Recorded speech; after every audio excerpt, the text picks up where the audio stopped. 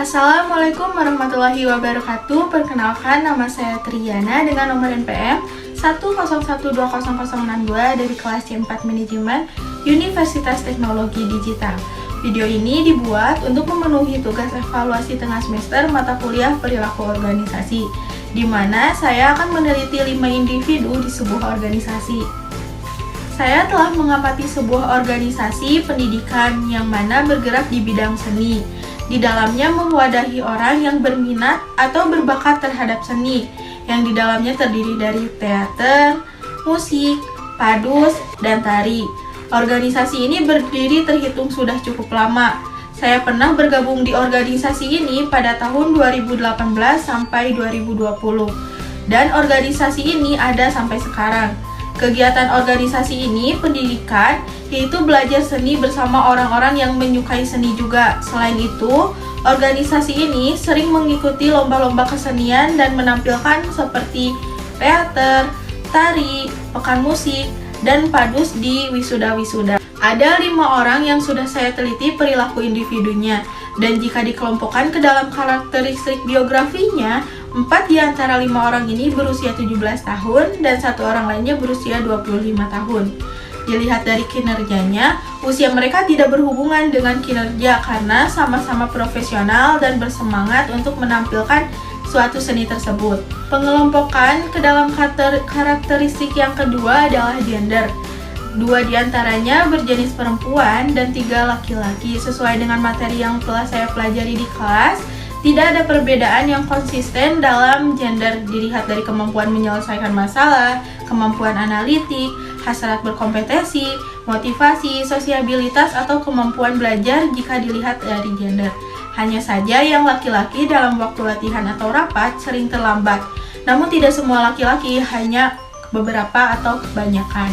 Pengelompokan yang ketiga yaitu berdasarkan status perkawinan. Di dalam 5 individu yang saya teliti, ada 1 yang sudah menikah dan 4 lainnya berstatus belum menikah. Diteliti pada waktu acara ataupun rapat, tidak ada perbedaan di antara kelimanya.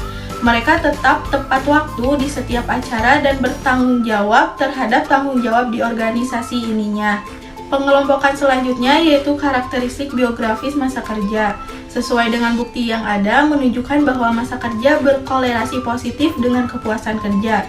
Kemampuan intelektualnya sesuai kecepatan persepsi lebih unggul 1 individu yang berusia 25 tahun karena mereka lebih lama ada di organisasi seni ini.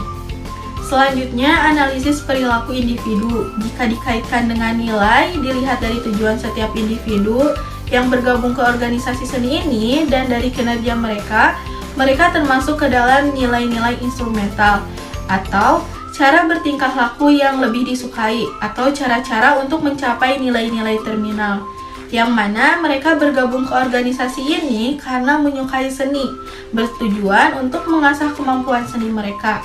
Terkait dengan sikap semua individu, termasuk ke dalam komitmen organisasi, yang mana derajat menunjukkan seseorang mengidentifikasi diri dengan suatu organisasi dan tujuan-tujuannya, serta berkeinginan untuk tetap menjadi organisasi seni ini. Untuk mengukur kepuasan kinerja, saya menggunakan teknik single global rating, yang mana setiap individu harus menjawab sebuah pertanyaan untuk mempertimbangkan beberapa aspek kepuasan terhadap pekerjaannya. Dan ternyata, 5 individu yang saya teliti semuanya sama menjawab puas dengan memberikan rating paling terbaik. Mungkin karena jiwa seni sudah ada pada diri 5 individu tersebut, maka mereka ketika dalam organisasi mempunyai wadah untuk berekspresi, maka mereka sangat puas untuk menjalankannya. Dapat disimpulkan dalam meneliti nilai dan sikap mereka, yaitu yang pertama, nilai sangat mempengaruhi sikap seseorang. Yang kedua, kinerja dan kepuasan seseorang cenderung lebih tinggi jika nilai-nilainya cocok dengan organisasi. Dan yang ketiga, manajer atau di sini pelatih harus memperhatikan sikap para karyawan karena sikap memberikan sinyal tentang masalah potensial dan karena sikap mempengaruhi perilaku. Selanjutnya yaitu meneliti kepribadian dan emosi. Karena ini suatu organisasi seni di mana setiap individunya memiliki rasa ingin mengekspresikan, maka dilihat dari 5 individu ini memiliki tipe interaksi sosialnya, yaitu ekstrovert, dan dibuktikan mereka bisa menampilkan karyanya dengan enjoy dan bisa saling bertukar pendapat dengan semua anggota. Namun, 5 individu ini jika dikelompokkan ke dalam The Five Model termasuk ke dalam openness to experience, terbuka dalam hal-hal baru.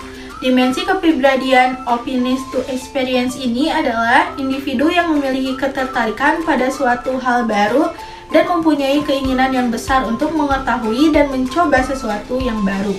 Kelebihan dari individu ini adalah cenderung ke lebih kreatif, imajinatif, intelektual, rasa penasaran yang tinggi, dan berpikiran luas. Dengan itu, buktinya organisasi ini selalu menampilkan hal-hal yang baru.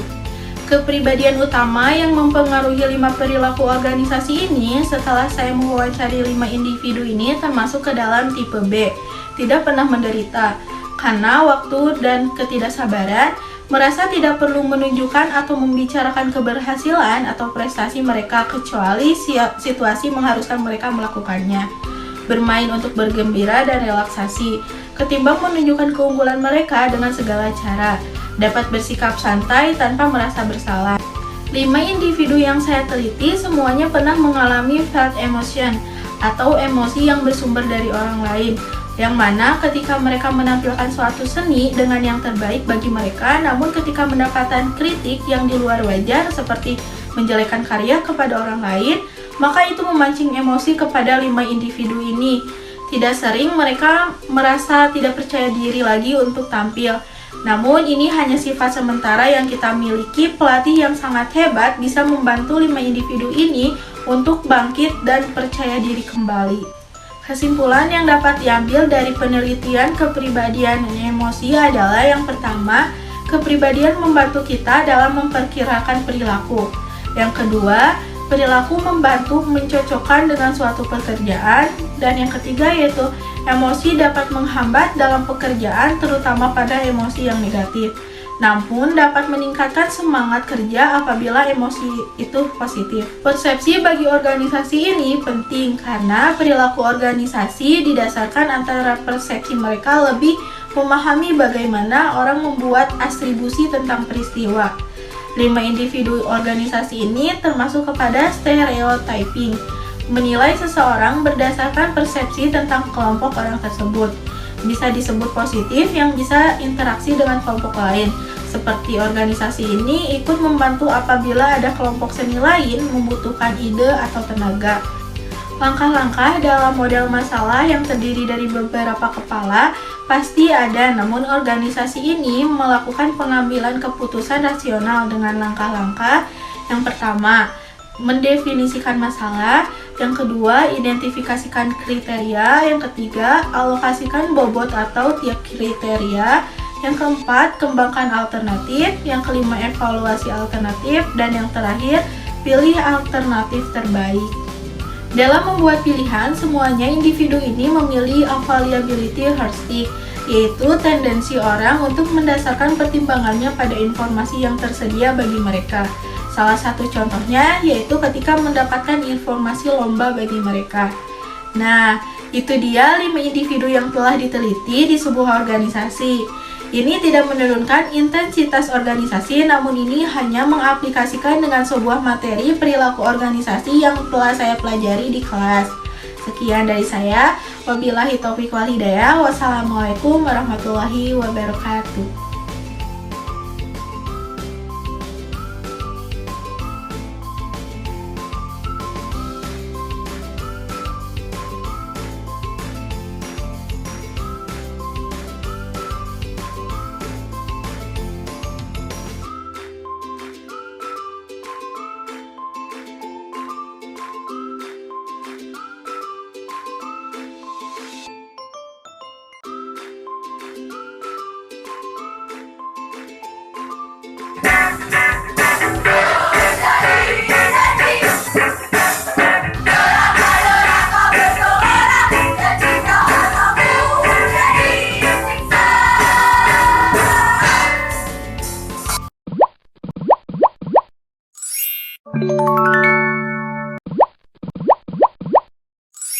Thank you.